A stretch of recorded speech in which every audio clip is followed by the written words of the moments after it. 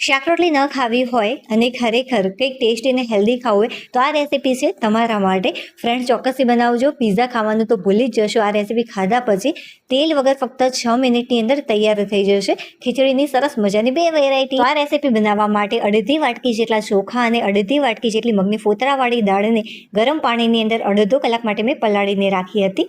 હવે મિક્સર જારની અંદર 2 થી 3 મોટી ચમચી ભરીને કોથમીરનો દાંડીવાળો ભાગ, 1 થી 2 ચમચી જેટલા આદુના ટુકડા, પા વાટકી જેટલું દહીં અને જે મિશ્રણ આપણે તૈયાર કરીને રાખ્યું હતું દાળ ચોખાનું અડધું એડ કરી ક્રશ કરી લઈશું. ત્યારબાદ ફરીથી અડધા દાળ ચોખા, થોડુંક આની અંદર લસણ એડ કર્યું છે, 3 કળી જેટલું, 2 તીખા લીલા મરચાં, 1 ચમચી જેટલી ખાંડ અને પા વાટકી જેટલું પાણી એડ કરી ક્રશ કરી અને બંને મિશ્રણને આપણે સારી રીતે મિક્સ કરી લઈશું.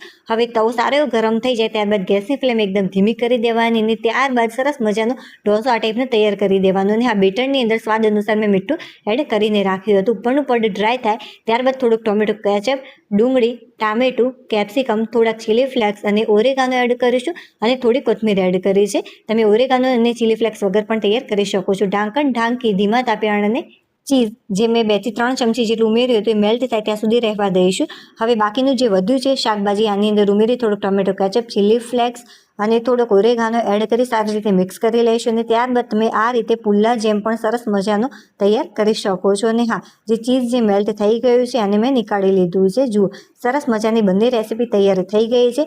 આ રીતે જે પુલ્લો આપણે તૈયાર કર્યો છે થોડુંક મેં ચીઝ ઉપરથી ટામેટું, ડુંગળી, કેપ્સિકમ, ચીલી ફ્લેક્સ અને ઓરેગાનો ફરીથી એડ કર્યો છે. બંને રેસીપી ખરેખર ટેસ્ટમાં લાજવાબ બનીને તૈયાર થઈ છે. લોંગ વિડીયો નીચે રિલેટેડ વિડીયોમાં મૂકી દઈશ.